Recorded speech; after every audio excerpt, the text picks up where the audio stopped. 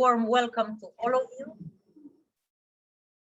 It's nice to have you back with us for another one of our NRCC webinars. The topic today is outsourcing software services landscape, and we have with us our friends from Minded.io.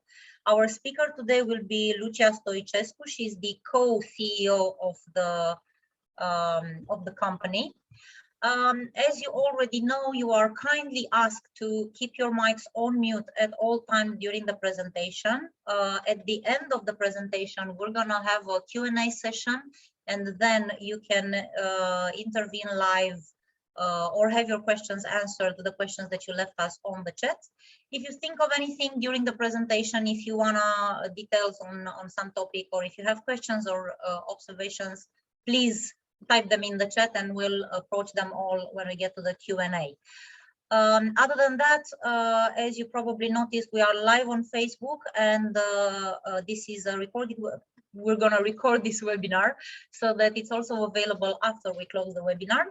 And without any further ado, I will leave the floor to our speaker, Mrs. Stoicescu, and I wish you all a very pleasant webinar. Thank you, Veronica. And first of all, thank you all for joining us today. A warm welcome from my side. I'm Lucia Stoicescu, and I will be with you for the next 53 minutes, talking about Minded, about outsourcing, and I hope you will truly enjoy our session today. So about myself, like Veronica said, just a few words. So I'm currently acting as the co-CEO of Minded.io. We are based in Romania, and we've been minding businesses since 2015.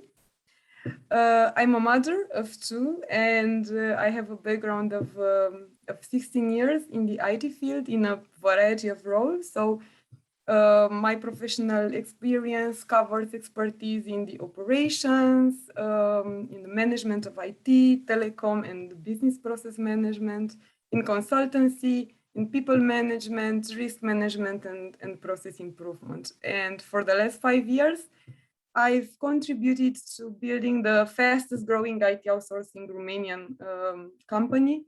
And I'm constantly learning and adapting and growing with the business. So a few words about us, about who we are.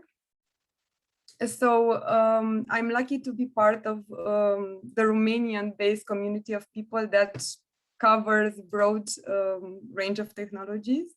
So we are basically a software house that offers development and support services.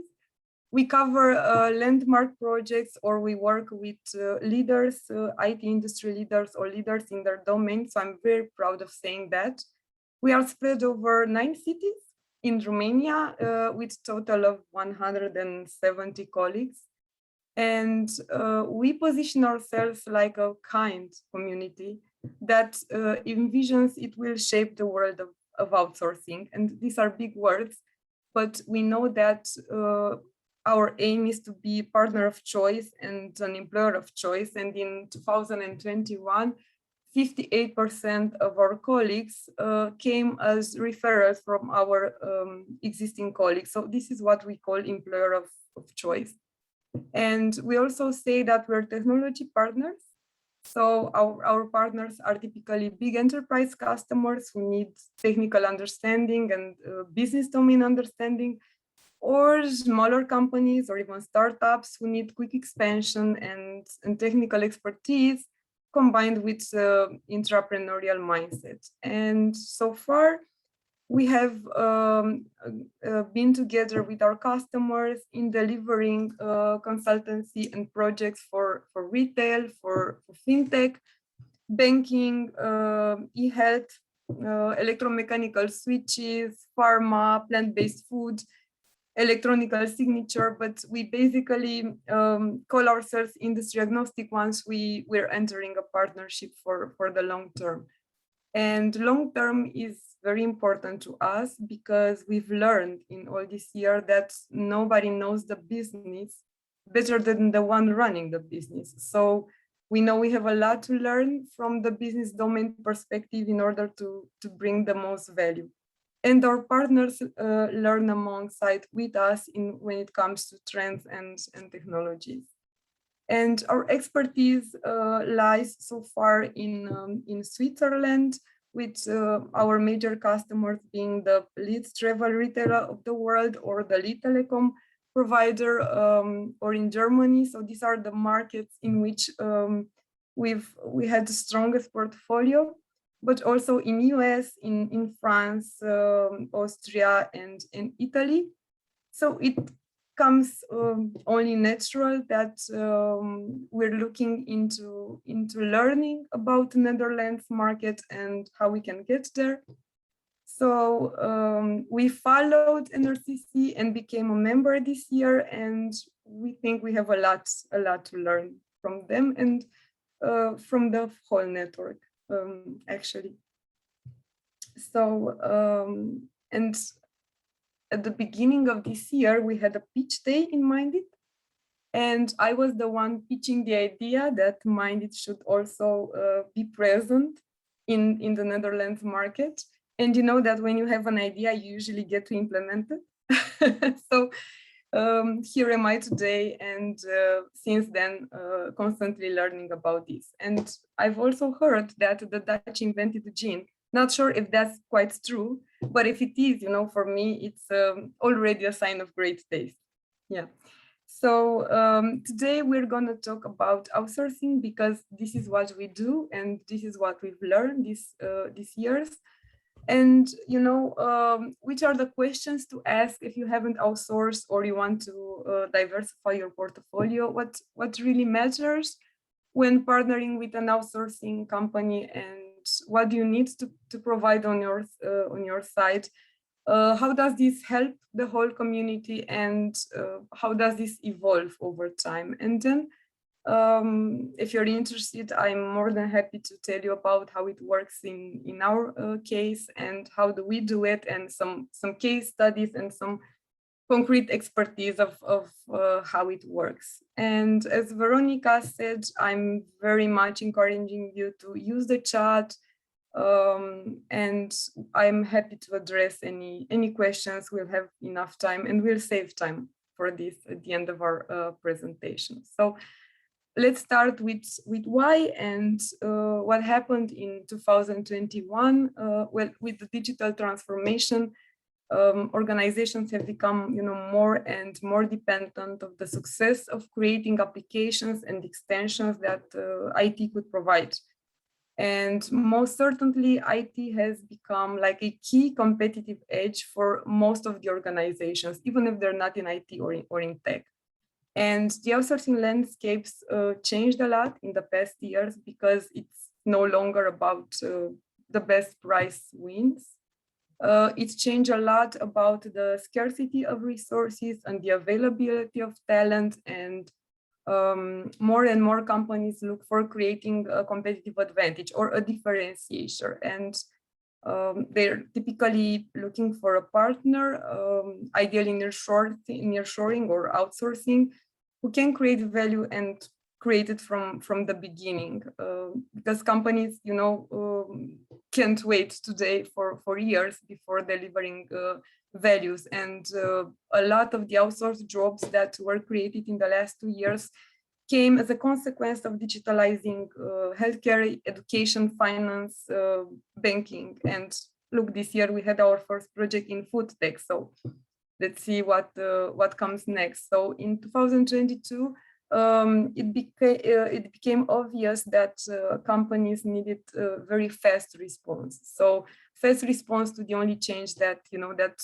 you can define. And yeah, that is the constant, because things have evolved a lot, and companies looked at the trend in the market. And if you look at the European Union alone, software delivered a total value added like of 910 billion. And we work with our DACH customers. So basically, this is where our expertise is, and this is what I can mostly talk about. But The German industry contributed with 62 billion to the economy directly and more than 152 in total. Yeah. So these are facts, and the trends we're looking into towards 2022 are only confirming that. So here are the facts from Statista, and here are the annual growth rate compounded, starting from 2017, which was the interval looked at until 2022 when we're forecasting. And the requests that came to us were mostly in the AI and BI area, in the DevOps, and the continuation of everything that we called corporate applications, like, for example, enterprise performance management or integration with SAP exports, ERPs, human capital, and any type of portals, vendor registrations, sales performance management, anything related to supply chain. So the trends you see here were also what we've seen in the requests coming from our partners. Okay, and the tendency is to grow, and apparently in B2B, because we are in B2B and not in B2C, it is very likely that most decision makers will continue to increase their budgets and are very likely to do that even remotely. So even without the presence of a sales guy in the room. And more tech companies are looking into the trends that come from what it's immersive experience and virtual inhabiting. So I'm sure you've all seen what Facebook did and now is rebranded to Meta. So this will generate entire waves of virtual inhabiting and working and living and spending and playing and basically doing everything online. So the digitalization that comes as a consequence from all this it's a fact, and it's here. And it's the same with order management software. I just put some number here, are from Forrester, are of course forecasted for a time interval which is considered until 2024. So it's here to stay. And what we do is we typically prepare for that and learn from the market and learn from what our customers are saying. And our partners typically are looking into building the knowledge, but it has become more and more an option of access to talent. So when asking why outsource and not hire, it was because in 2021 companies outsourced because they needed to create a fast advantage. But it will be more and more about an open market and the battle for talent. So this is how we see it for 2022. And typically because of increasing demand for tech talent and skill shortage in the markets, but is combined with the challenges that our partners face when trying to recruit in-house. And it comes from the long notice periods to restrictive employment rules to cost of recruiting locally, which is typically much bigger than outsourcing the job. And as an employer, you need to take care of the onboarding periods and many trainings. And for a certain number of employees, you need to bring additional support business functions, and that also means non-productive time to be accounted for. And the uncertainty that the last 2 years brought in the game also made people choose outsourcing instead of hiring, because things didn't go as planned.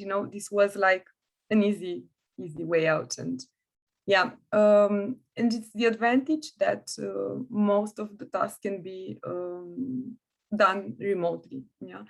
And it means our partners have access to a much larger pool of talent. And as a company that you're looking to extend the team, you can find not only the right expertise, but the best expertise, in a diversified manner, because I don't think Romania can be seen like the most competitive in 2021 in terms of price offering, but I know it's very competitive in terms of talent. And it means you're able to get the skills you need and the tasks done and the projects completed without investing in full-time or even part-time hire, because you typically choose, or you can choose to pay by project basis. And again, this is something we've seen and we're doing, and it really pays out for our partners. And it typically frees our partners' time, permanent staff, to work on the valuable and on the skillful work that is, core or critical to the business. And this, we've seen that this increases the morale, and it also means that their business gets the most out of their people. Yeah, so, but believe it or not, other partners chose us for other reasons. So you can also choose to outsource because you understand you need a differentiator in your business, and from a strategic point of view, to have diversity in the team delivering your products or supporting your organization, or just challenging you with ideas can bring a competitive advantage. And it's no longer only about diversity as it is about diversification, because people tend to look at having internal IT department as a given, and don't necessarily consider the fact that you can get more skin in the game, or just from hearing what others have to say and try their approach also, and think in terms of value of output and not in terms of effort. So this is a paradigm we've worked with and we've seen in the approaches so far. And you typically don't know how much operational performance increase you can get if you don't measure it with different variables. Okay, so what can be outsourced typically? So operations with rising costs are usually good candidates. We also get a lot of new initiatives, new technology, trend testing or proof of concept. The departments that become more and more complex to be managed are also good candidates, because when you ask someone to just step in and make an analysis of where you are, look at it with one or two fresh pairs of eyes, and you usually learn interesting things and find processes that are still done in a very complex way, just because people got used with doing them that way. And an outsourced or extending development team can often cover a complete delivery chain without being disruptive in the company. And what do I mean by delivery chain?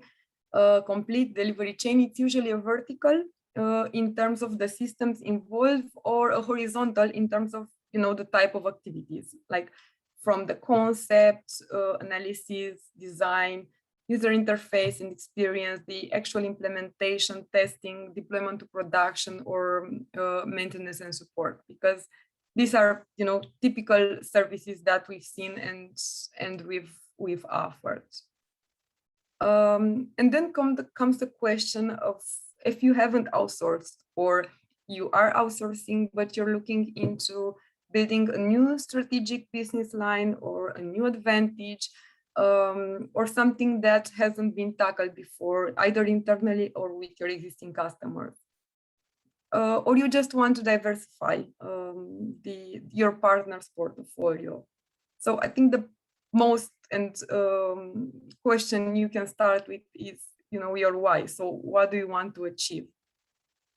Because if you haven't done it before, there are many questions you might have, and there is typically a selection process for the possible future partners, in which you're basically meeting with them, and you'll choose the right partner based on the right criteria for you, because there is no one size fits all. Yeah. And when I say choose the right criteria, There are these options, but probably others. This is what we have evaluated and learned in these 6 years together with our customers. And it can start with the strategic layer. So with the governance, it means that you can look if your future IT outsourcing partner has the governance structures in place to actually deliver initiatives serving your KPIs, your goals, your objectives and key results, and can coordinate multiple deliveries or projects or initiatives into one. And what we've typically seen, especially with our big enterprise customers, is that there is a gap between the strategic layer, the tactical layer, and the operational and project implementation area. So if you're looking into a partner who knows how to link these two, then basically governance, it's a thing you want to look at. Or if you're trying to build a competitive advantage or do something that others haven't done in your industry, or just keep up with the trends, innovation is important. And it's not only about the latest technology, and it's not only about the latest trend, it's about how you approach things in a matter that innovation is brought in the game in everything that you do, so that the output that you get from your IT outsourcing partner is maximized. Again, if you look at the result and of the value and not the effort that is put into this. Then when we're talking about strategic relationship management, customers are typically looking at the ability as an IT outsourcing partner to truly build the right people and relationship in place to support the business. So you typically don't want, a single person that learns about your business and the entire decision chain depends on it, but you actually want a system in place that is not prone to failure and that will continuously adapt and focus on the strategic relationship and on what matters at the end. For us, it's always about the cultural alignment. So, for example, in Mindit, we don't have many customers, but we're proud to say we only measure customer retention and we've never lost a customer. And this is because we typically are very careful when entering a partnership. And once we enter, we're there to stay. And this is only possible if there are the values are the same. So even if our ways of doing things are different and we learn a lot throughout the years, the values are there to stay. The technical fit is also extremely important because if you want to build something fast, you sometimes just need the right skills from day one. And it's as simple as this. The business understanding has also been very important for us as a partner towards our customers, because we've learned we can't know more than you do when running businesses, but we learn, and this is what defines all of us. And in order to make recommendations and actually be a partner, and act as a consultant, you truly need to get the business. That's it. There is the customer portfolio, which is important if you want quick references or you just want someone who's done it before and will not learn for the first time with you. The quality or the price versus quality are equally important, and typically quality is built in and is not inspected into. So if you find someone that has the right approach, is typically about speaking the same language when it comes to quality and measuring the same things. It's always a matter about cost efficiency, because this also comes into the game. But what we are doing and what we've also aligned with our customers is not about the number of hours spent, because, for example, we're not looking into renting people hours or spending people hours. Time is the most valuable asset that we have, but we're looking into what we're doing with that time spent and how you're turning that into value. So more likely, if you want someone that is spending the time, you want to make sure that he's doing it in the most efficient way. So this is also a question to ask. And this is always a question from my side to ask when we're entering a partnership for the first time, because I'm asking, how will they know if this partnership will succeed? And it gets to this at all times.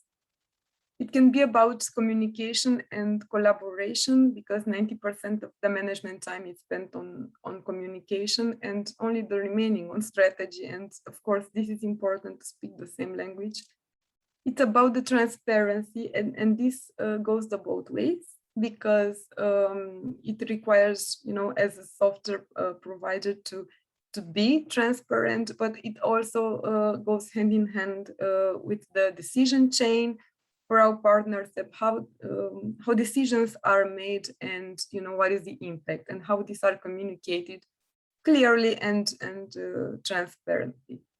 It's about reliability, because at the end of the day, you want someone that is there with you and is there all the way, hand in hand, and you can count on it. And it's about technical competence, but also expertise, because these are different things.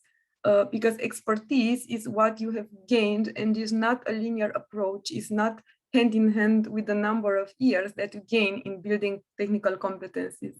Yeah, so it's not only the technical ability, it's about the true expertise and what you've done with what you have learned and the projects you have made. It's about the flexibility, because with all our customers, we're mostly working agile, and it's proven that it was the preferred way of choice. I'm sure you all know about it in the last year. And it was about risk attitudes all the time, because this changed from one year to another, and we've seen the risk appetite of our customers changing depending on the endeavors they face and on the market conditions. So this was always important if we wanted to be a partner and typically keep up with that. And assuming with the right criteria, you already know who your partners are. It's again like another step of deciding if you need extending development or you need outsourcing, because there is a slight difference there, because extended development typically means that you're working together with the customer in-house staff, and we call it nearshoring. And it's outsourcing, in which dedicated teams are working on independent projects and are taking full ownership and on the solution and on the results, and with the people manager and project manager that cover all of the aspects. And at Mindit, we offer both of them depending on the partner needs, and basically the approach that we're building is around the customer, is built around them, and what actually matters for them and at that moment in time, because sometimes needs evolve over time. And yeah, there is also about the strategic competencies that you want to bring. And when you answer the question of what really matters to you, here is when the time dimension comes into picture, because in different moments of the business growth, on the size of the organization and the objectives and key results, the responses will be different. Yeah. So about the core capabilities are important, and if the value chain has changed or not, and the type of applications and digitalizations initiatives that you have, and does it require fast expansion? Does it require someone long-term that can, just take over legacy code and run it for years? Does it require moving to clouds? What is it that others are doing? Is there a gap towards others, and how do you want to do it, and what do you want to build before that?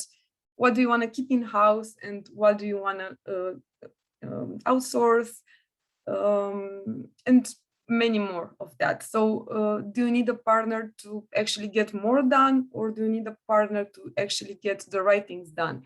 Do you measure value, or do you actually need things done fast? So, and how do you project? Do you have a business case or not? And all of these matter because there is no copycat. I have some, some things we've done, and I'm happy to show you some references of what we've done, but there is no copycat if you really want to build this around what a partner needs. And once you've decided to outsource, there are all these important aspects, like, when you're dating, because there is always a risk associated to the decision. But usually there are many more opportunities than this. So like in any partnership, you know what you want to ask for, but of course there is something you need to put in the game, and it typically is typically about the business overview, the product or projects that you want to do, and talk about what you need, link this with your strategic goals, and link this with how you will measure and how will you know if these initiatives will be successful.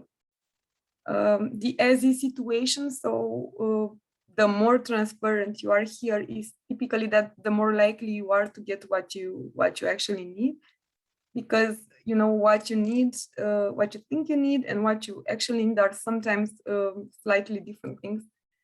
It's about projections and objectives and expectations, and with objectives, which would be like the key results you would expect from this. Because at the end of the day, it will turn out to the very same question I was mentioning earlier on, like, how will you know this partnership will be successful? You typically need to have an idea of the timeline, because you know the market and the market window that you have. Have an idea of the budget, because typically it's a rough order of magnitude budget at the beginning, but it can be that you've already had your own budget calculations, and you might already know how much it is that you want to put in the game. Is typically also very important, and we've seen this with our initial discussions with our partners.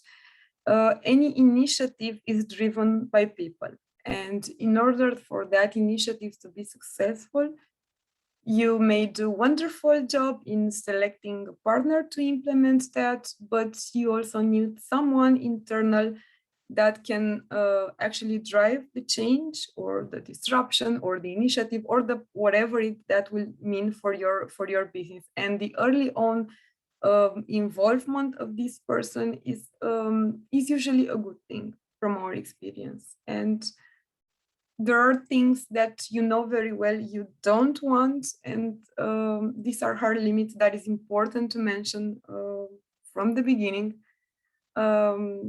Also, the things you know very well you want to do and are important to you. You know them already from when you go to any negotiation process, but it's important to be transparent about the key results that you expect and what happens if these are not met, and challenge your partner to answer, how will this be achieved, and why not, and what could go wrong. And yeah, basically this would be the question. And I was mentioning early on that typically outsourcing evolves over time. Like in any relationship and in any collaboration, things evolve and needs evolve. And there is your business that has gone through, changes and adapted to the market condition and specific to your industry.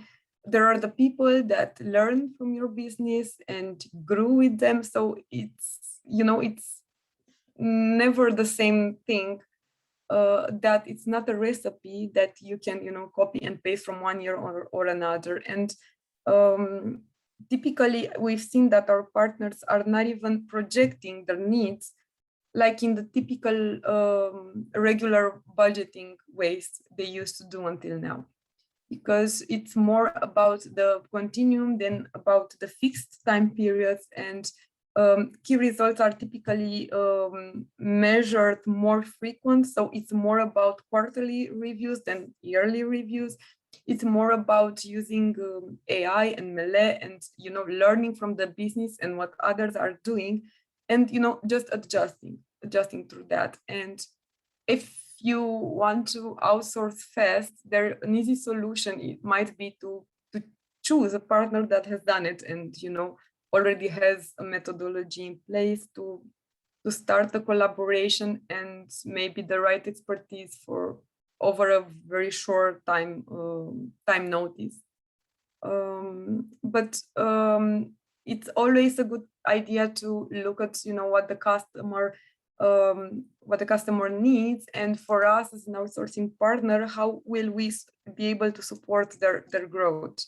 And when Irina Arsene started Minded 6 years ago, the dream was to actually make an impact in Romania, and everything that we're doing outside learning and growing with the business, it turns back one way or another into the education.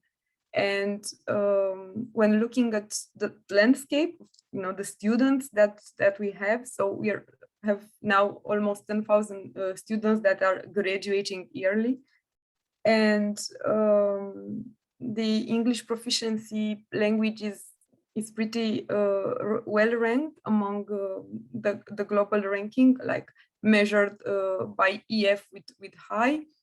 And it's also about the market conditions, because typically for us it was very easy to work with in nearshoring and to work with Germany and Switzerland, and because we had basically very little time difference, and it was very easy, so to say, to stay close to our customer throughout the day. And it was always about a very good opportunity to travel, because our Romanian mindset and our colleagues' mindset is, they're flexible and available to meet with our partners and we meet their colleagues, and we've done this all the time since the beginning, to organize workshops, and traveling is very easy, under normal conditions.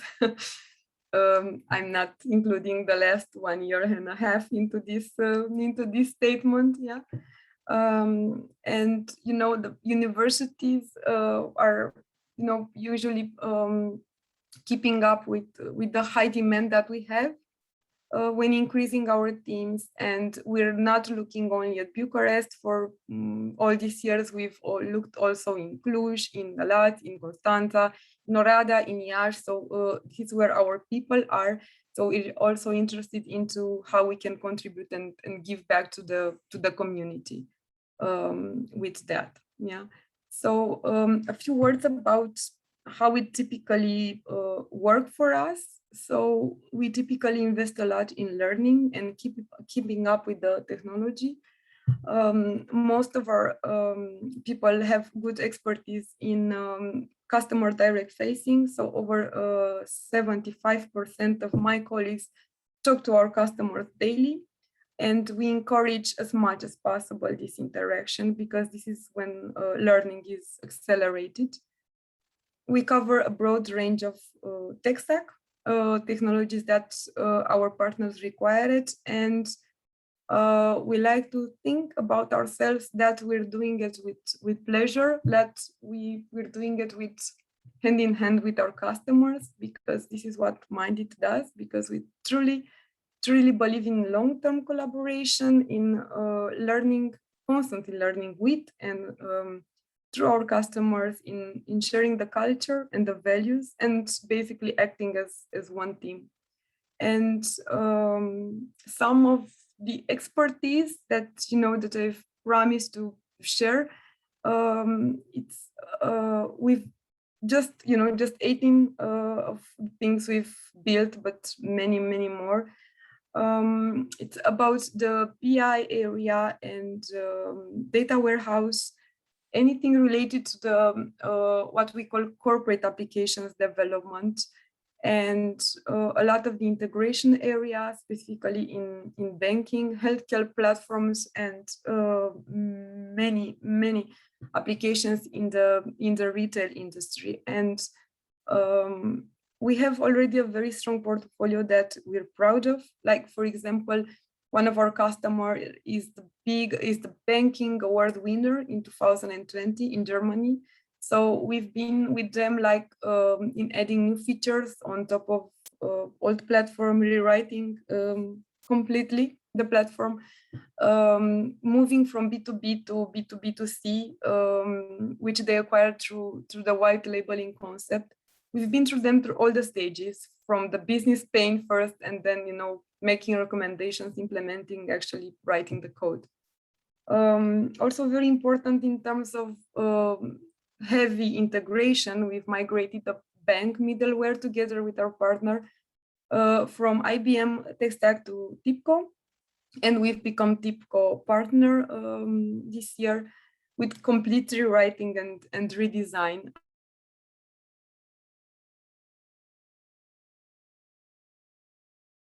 Real-time transfer, real-time ERP CRM integrations, financial apps. Interesting because of, I don't know, high security or high performance. We've contributed to a major national health in a European country which has the most advanced medical systems in the world.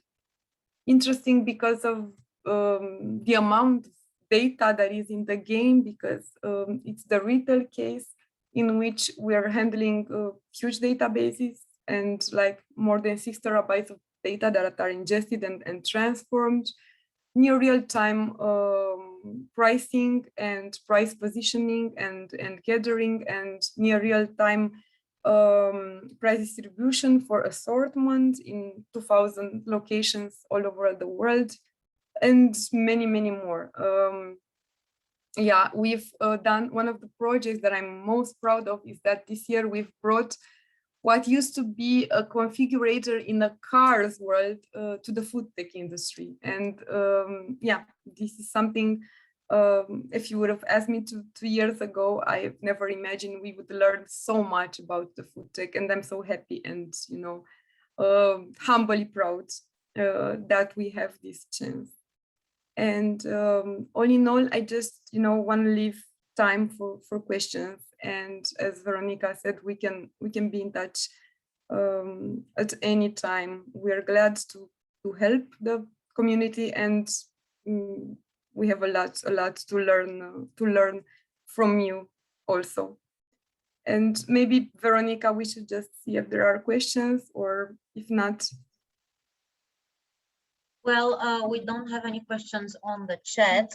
Thank you, Lucia, for the wonderful presentation. But I wanted to invite, if any of our attendees have questions, to just unmute themselves and intervene live in the conversation. I think that would be the easiest. Mm-hmm. So if there are any questions, now is the moment to make them known and get them answered, of course. Let's see who will break the ice.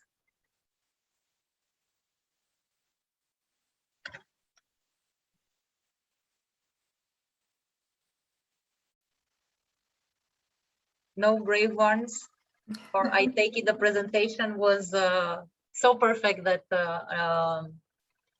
no further explanations are needed at the moment. Anyway, as I'm sure we mentioned in the beginning, if you think of any questions that you'd like to ask Lucia after the close of the webinar, feel free to drop us an email at info@nrcc.ro, and we'll make sure to put the two of you in contact and to get you the answers.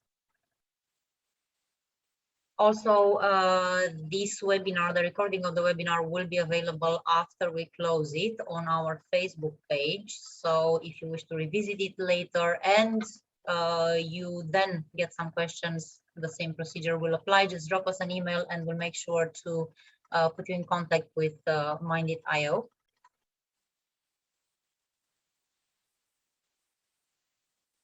If you'd like to add anything, Lucia, in the meantime, maybe we get someone who's, I don't know, brave enough to break the ice. Yeah, I would have loved to have questions and debate, and feedback of any kind, because I just to end this presentation, I think what is different about Mindit, and will probably always stay with us, it's the impact that we're trying to do, and the impact we're trying to have through software starts from the people, because in everything that we do, we are outsourcing. People are, the best that we have, and it's a continuous learning journey. And I'm sure my colleagues and myself have a lot ahead of us, and I'm just lucky enough to experience this every day. So I truly hope after the webinar we can exchange ideas and feedback of how we can learn every day, and truly make an impact here in Romania. And I think I just want to say that we found a way in which we've measured our partners' feedback, and it was a very traditional way in which, on a scale of 1 to 5, you were asked to rate us. And we had this KPI to have at least 4.5 out of 5, when 4 is very good and 5 is outstanding, so exceeding expectations. So this year we added a new question, and that question was like, from all the partners that you have, like, are we your preferred partner, and why?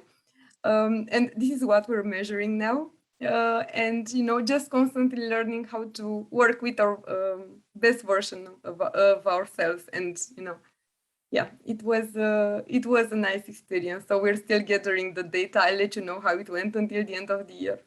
Thank you, Veronica, for today, and thank you everyone for your time.